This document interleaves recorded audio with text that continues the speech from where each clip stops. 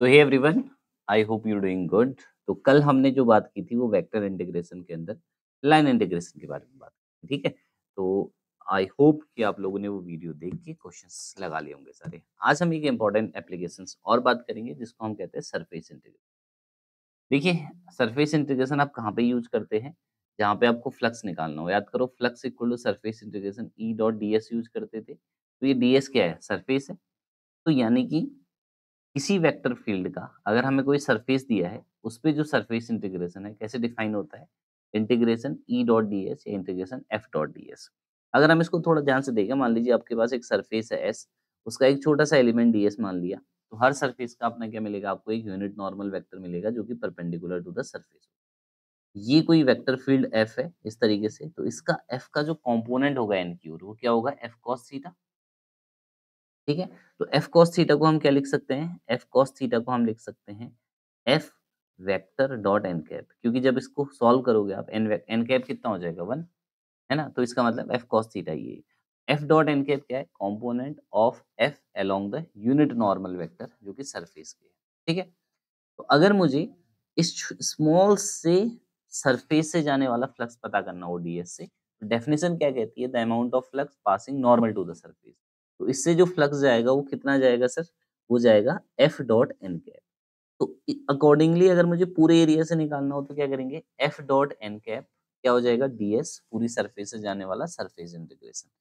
तो surface integration को we can represent like this, surface integration F dot DS लिख सकते हैं दोनों के अंदर वेक्टर लगा के, या surface integration F vector dot N cap, और डीएस क्या लिख सकते हैं भाई? अलग से बाहर लिख सकते हैं। दोनों का मतलब एक ही सेम चीज है ना, इसको लिखने का तरीका अलग अलग है। तो this is defined as surface integration of any vector over a close surface.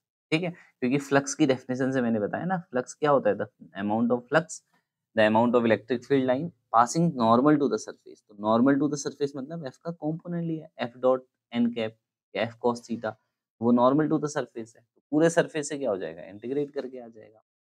दूसरा क्वेश्चन आता है कि सर डीएस क्या होगा? ठीक है? अगर देखो सिंपल केस है, सिंपल प्लेन है, मान लो हमारा एक एक्स वाई प्लेन है। जैसे ये हमारी एक्स एक्सिस है, वाई एक्सिस है, तो ये एक्स वाई प्लेन बना। तो एक्स वाई प्लेन के लिए यूनिट नॉर्मल वेक्टर कौन-सी डायरेक्शन में होगा? टी कैप डायरेक्शन में। ये तो बहुत ईज़ी है। तो यहाँ पे हमारा एरिया एलिमेंट हो जाएगा डीएक्स, डीवाई और के कैप। बट अगर मेरे सरफेस जो है प्लेन नहीं दिया हो, कर्व सरफेस हो, तो हम डीएस को कैसे चूज़ कर सकते हैं? एक्स वाई प्लेन में कार्टेशियन कोऑर्डिनेट में डीएक्स, डीवाई, और यहाँ पे लिख सकते हैं एन डॉट के कैप। ठीक है? ऐसे ही डीएक्स को लिख सकते हैं DY, DZ, N dot I cap, और इसी तरीके से डीएस को लिख सकते हैं डी पाई, और sorry dz dx upon n dot J cap. तो ये ds की जो वैल्यू है हम 3 अलग-अलग इक्वेशंस में डिफरेंट तरीके से यूज़ भी कर सकते हैं। तो both the thing representing the same point, ठीक है? सब फ्लक्स ही बता रहा है। तो ये पूरा जो सरफेस इंटीग्रेशन का पार्ट है, वो फ्लक्स की डेफिनिशन से मैंने आपको वन बाय वन समझा दिया, ठीक है? कमेंट करके अगर पूछ लेना कहीं पे डाउट हो। अब हमें दूसरी बात, सर एन कैप कहाँ से मिलेगा? अगर मुझे सरफेस की इक्वेशन पता है, तो you know that N cap क्या होता है? Unit normal vector, and the what is unit normal vector? Grad phi upon mod of grad phi जो होता है वो सरफेस का यूनिट नॉर्मल वेक्टर होगा, तो एन कैप निकल जाएगा। डीएक्स पता चल गया, है ना? और अगर सरफेस प्लेन गिवन है तो डीएक्स की वैल्यू सीधे-सीधे ऐसे निकाल सकते हैं। क्या होता है surface integration? I hope all of you had understood in a very well manner. पूरा मैंने आपको डेफिनेशन के ज़रिए समझा दिया है इसको फ्लक्स के साथ। अब देखिए एक बहुत सिंपल सा क्वेश्चन है। हमें करना है evaluate surface integration F dot DS where S is the surface of sphere in first octant.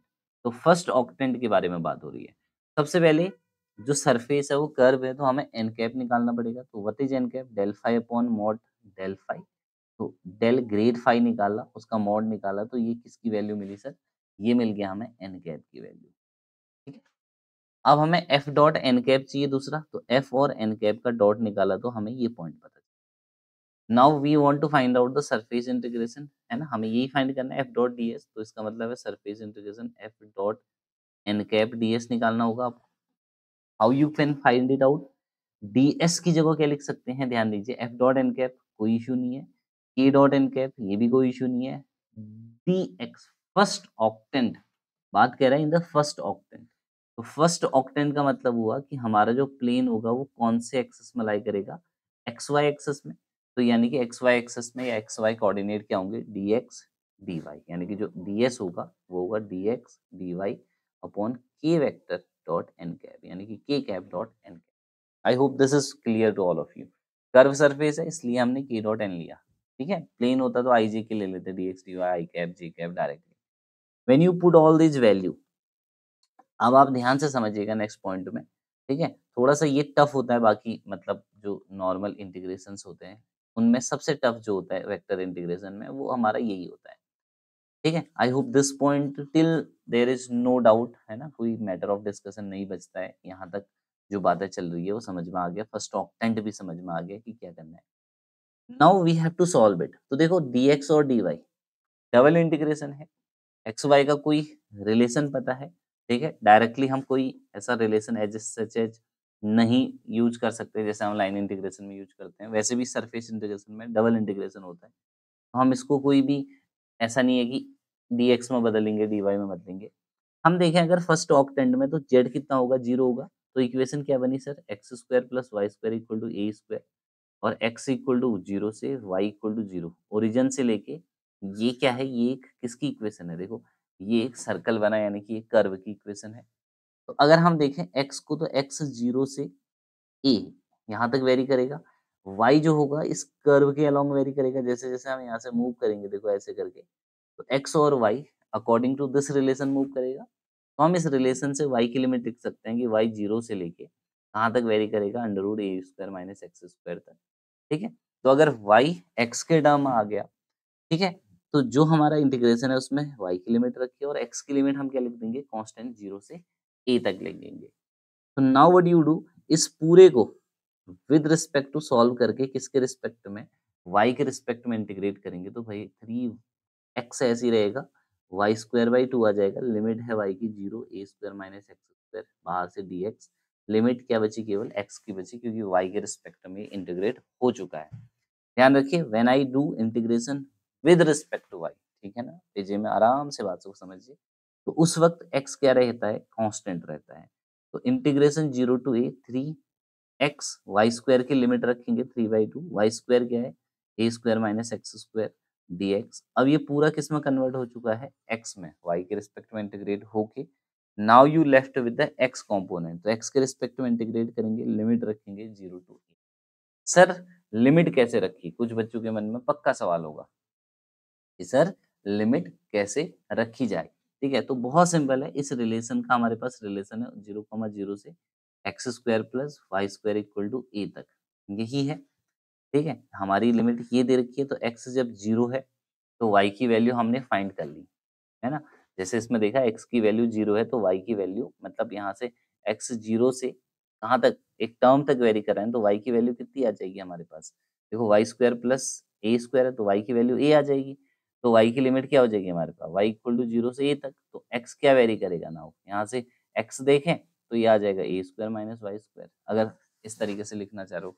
Same अगर वाई के रिस्पेक्ट में करो तो हमें एक्स की लिमिट मिल जाएगी। तो इस तरीके से लिमिट हम यूज करते हैं। तो हमारा मेन मोटिव क्या है, dx और dy दो इंटीग्रेशन है, तो पहले y के रिस्पेक्ट में करेंगे और पूरे फंक्शन को, हमारा जो टारगेट रहेगा कि उसको पूरे फंक्शन को ना क्या करेंगे, x में कन्वर्ट कर देंगे। ठीक है मेरे भाई, समझ रहे हो ना। तो पूरा फंक्शन x में कन्वर्ट हो जाएगा, तो अब डबल इंटीग्रेशन से एक इंटीग्रेशन हो चुका है, तो अब क्या बचेगा, खाली समथिंग dx।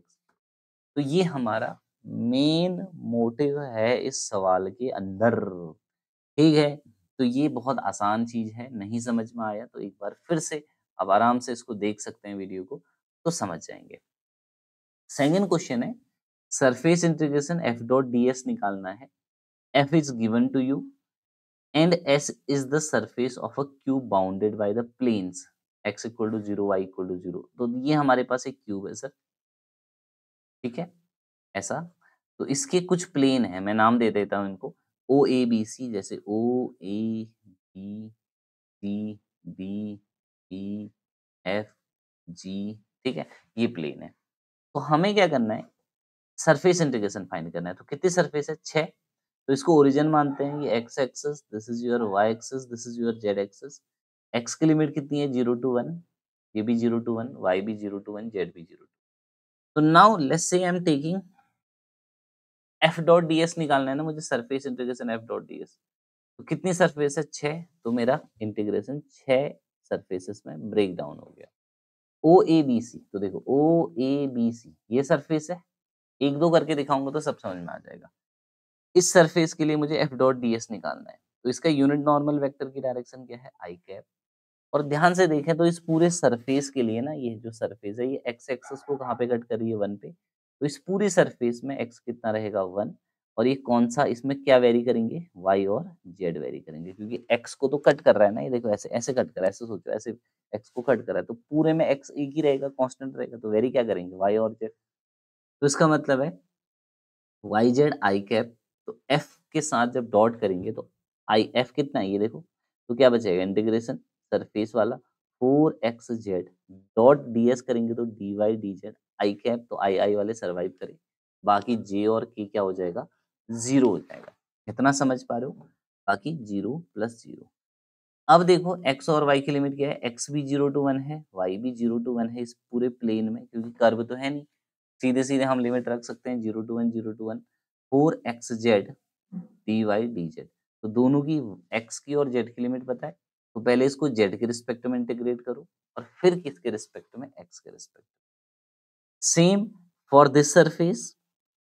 ये कौन सी सरफेस है? कौन सा प्लेन है सर? ये देखो एक्स जेड प्लेन है, तो इसमें डी एक्स डी जेड हो जाएगा, यूनिट नॉर्मल वेक्टर नीचे को है तो माइनस जी कैप हो जाएगा, तो इसके लिए डी एस हो जाएगा d x d z minus j cap. और इस प्लेन में देखो क्या कांस्टेंट रहेगा? वाई। वाई एक्सिस को ऐसे कट कर रहे हैं ना परपेंडिकुलर, तो जिस एक्सिस को परपेंडिकुलर कट करेगा तो वो क्या रहेगा? कांस्टेंट।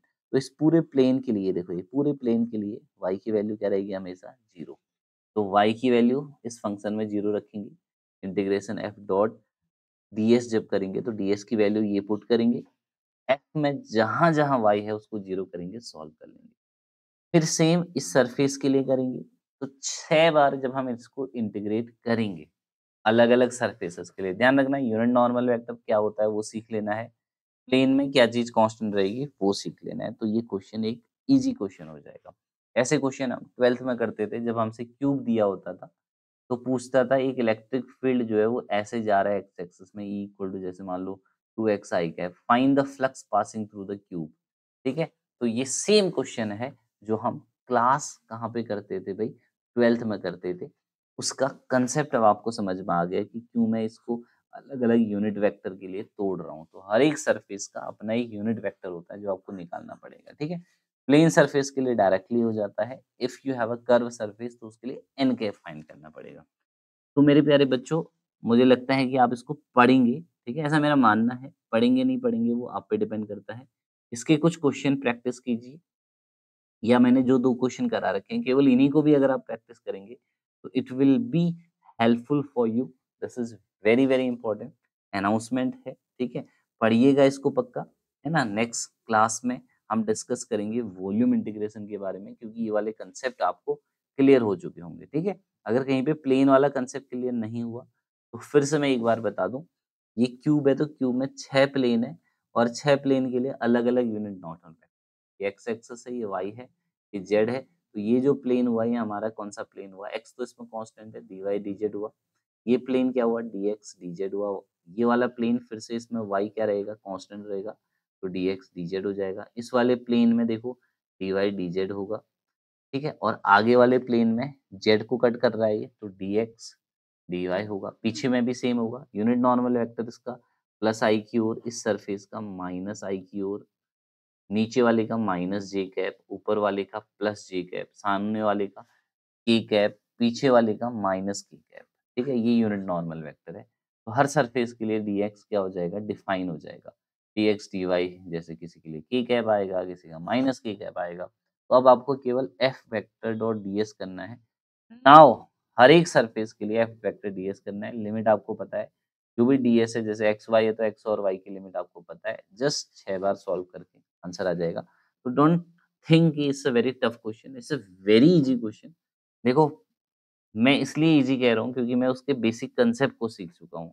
अब आप जब इसके बेसिक कांसेप्ट को यहाँ से पकड़ लेंगे और थोड़ा-सा दिमाग लगा के यूज़ करेंगे पूरे क्वेश्चन में कांसेप्ट को, तो it will help you to understood everything, ठीक है? चलिए इसी नोट के साथ ये वीडियो को अंत करते हैं, ठीक है? May God watch over you. Thank you everyone, God bless.